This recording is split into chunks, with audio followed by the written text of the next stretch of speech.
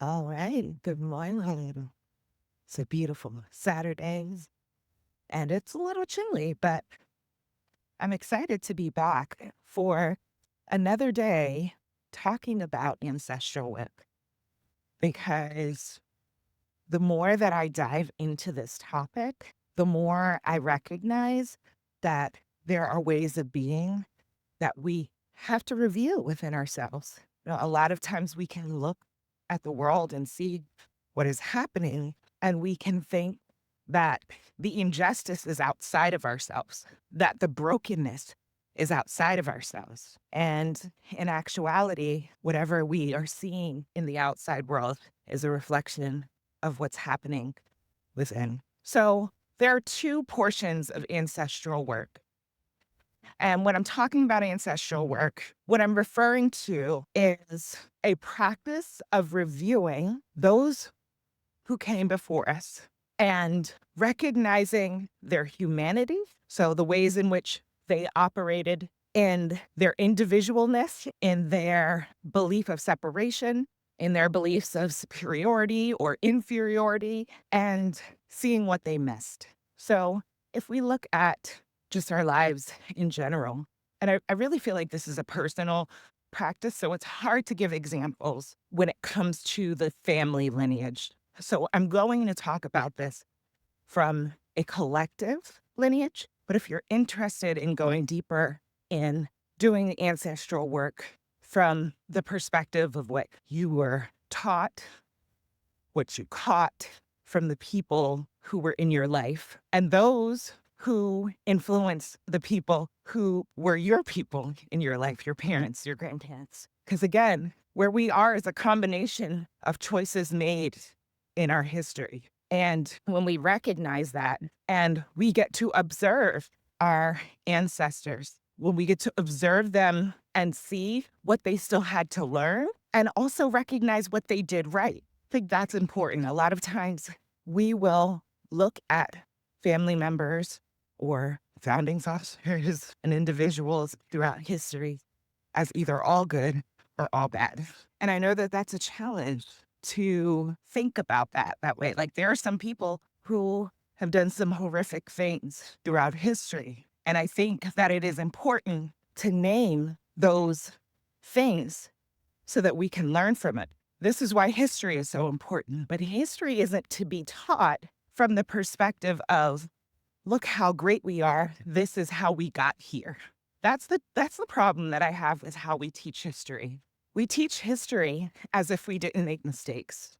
We teach history from a place of glorifying the things that we may not even be in alignment with now. Like, say, for example, if we saw all of history as the growth of one individual, we could understand why at an earlier part in their life, because of their lack of development, their lack of emotional intelligence, their lack of social awareness, we can see why someone at an earlier point in their growth and development would make certain choices that someone later on in life who has had more experiences, who has learned the lessons, whether it be the hard way or just in general, we can understand why someone would make some choices in their life based upon their lack of awareness, their lack of experience.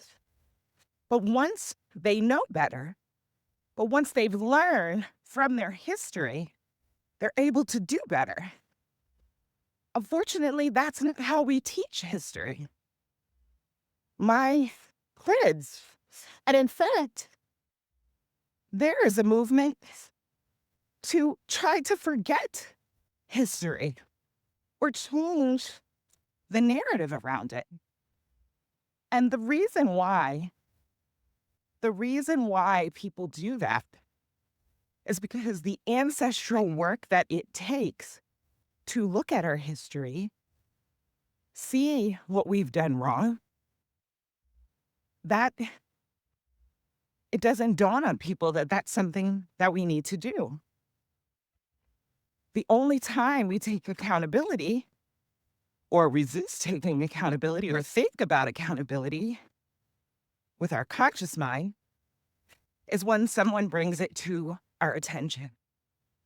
Imagine someone coming to you, or you going to someone who hurt you when you were a child. They said something, they did something very horrible. And that thing that happened has followed you throughout your life. Now imagine that this person has grown up and gone through a transformation. And maybe they're no longer that person. They're not they're not that version of themselves that did that to you, right?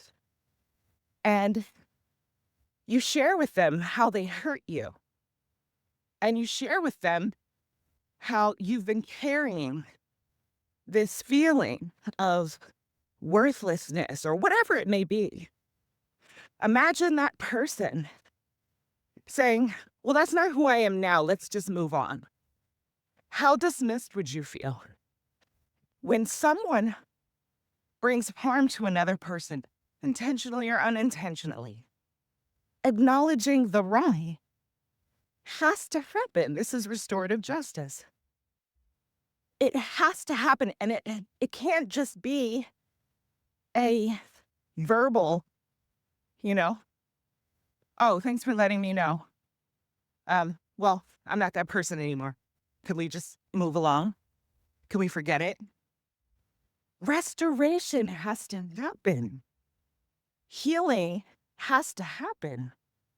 Now, I've said this, that we should never hold our healing hostage to someone who does not want to be held accountable. We cannot make someone take accountability for their actions. But we can stand in our power to heal, because our healing is really based on us doing the work of releasing resentment, us telling ourselves the truth about what happened and not allowing anybody to tell us any different, to change our story. We have the opportunity to see that person as a broken individual, or that system as a broken individual. We get to name the ways in which they transgressed us. We also have to do the work of making sure that the way that they have transgressed us, that we are not carrying that behavior within our being. When someone wrongs us, we have the ability to wrong someone else or even wrong them in the same way. And what that does is it makes us complicit.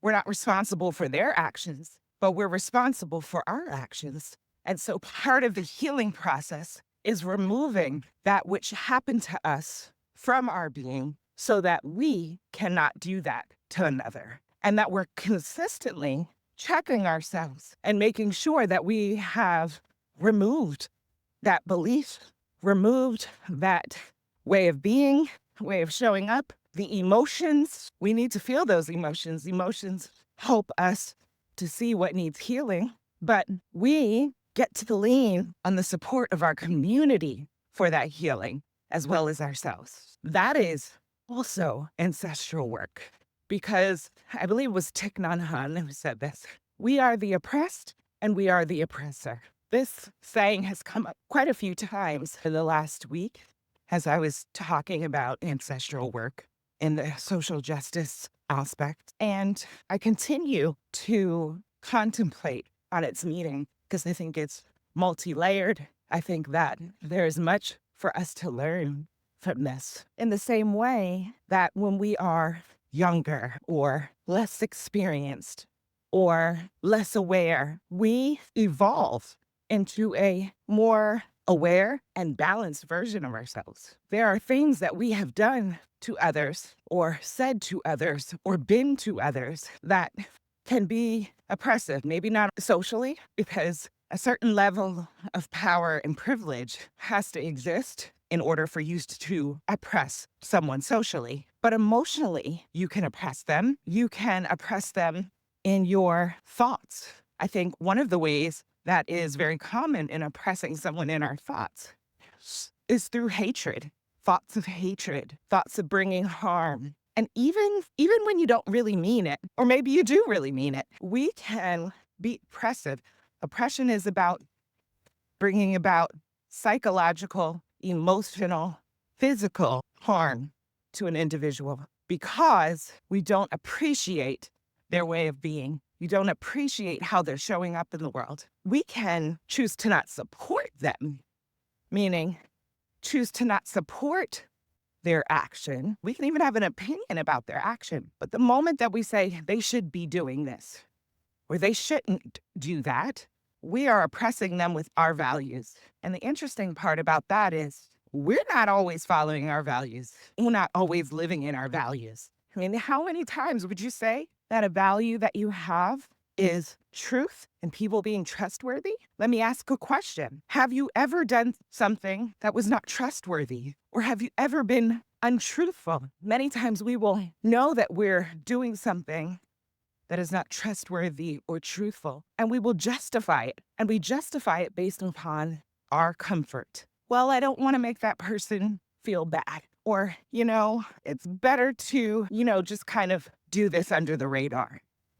So when we place our values on someone else and we try to hold them to it, that is a system of oppression that lives within us. Because really, the only person that we're responsible for actions, thoughts, emotions, and living in alignment with their values is us. That is our responsibility. And if we are not 100% in alignment, and let me tell you this, none of us are, then trying to force someone else to be who we think they should be based upon what we believe is oppression. Now, we can share with them our perspective respectfully, as long as it does not condemn or lift us in a place of superiority. That is how we model change and transformation in the world. Even as I'm sharing with you right now about the ancestral work, looking at our history, seeing what we should have done differently, and applying that to our life, applying that system of change that is in alignment with balance and justice and equity and inclusion and creating belonging. So let's look at what we've justified as being okay. Let's go back and see where we didn't make a wrong right. Let's name that thing and let's strive for that thing. How can we see the liberation of all people connected to our liberation? How have we justified wars, genocide, theft of land? Let's call it theft of land. Let's not call it acquiring through war or purchase. Land isn't something that can be owned. It belongs to everyone. It is our birthright. It belongs to the animals. It belongs to every person. And it belongs to itself. I think that one of the things that we can learn, some ancestral work that we need to integrate, is that as a practice. What are my feelings about land and owning land? How can I shift my emotions to being more of having an understanding that land stewardship is what we really are? And how can I creatively think of ways to restore land back to the people, to all people? How could our ancestors have found a way to coexist with the indigenous people that were here? What did we do wrong? I went on a field trip with my daughter to Henricus Park. She's in 4th grade. It's a settlement on the James River. And they had folks reenacting on the European side, and they had some structures set up and people teaching, but they were not indigenous people. So there was a lack of representation, which was my issue from the start. And one of the things that they taught the kids that I had already talked to my daughter about was the story of Pocahontas. Pocahontas was a prisoner of war. She did not willingly marry John, whatever his name was. She did not willingly marry them. When the people there, the reenactment people there, and I'm not going to call him a historian because history was extremely one-sided, tried to tell the kids that the fight between the Native Americans or the indigenous people and the Europeans was fair because there were certain advantages that the natives had, and there were advantages that the English had. Even though the natives were using bow and arrows and the English people were using guns, okay? They also talked about how the relationship between the indigenous people grew with the English. And the English moved outside of the fortress walls. And then there were some unintended consequences that happened from that, where the truth is they were encroaching upon an area because they got comfortable. They felt the need to spread and move and not live in a harmonious way. And then disease spread. And disease didn't just spread by accident. Disease spread intentionally, as well as in the Midwest, the killing of the buffalo, because they knew that the buffalo was the indigenous people's source of food, source of shelter by the hides. And if they killed the buffalo, and they did so in masses and killed them in ways that they didn't even use anything, they just killed them and piled them into heaps. They terrorized the indigenous community. They were not good community members. They did not collaborate. They controlled. What could we have done differently? What wrongs do we need to stand up for or not stand up for anymore or excuse anymore? What rights do we need to stand up for emotionally, mentally, and physically when it comes to indigenous communities? How can we support them? How can we make sure that we don't do this in another way as a country or support another country doing this to people, even as we speak? We will talk more about ancestral work in the days to come. Thank you for being here. Spend some time in reflection, thinking about the work that you can do.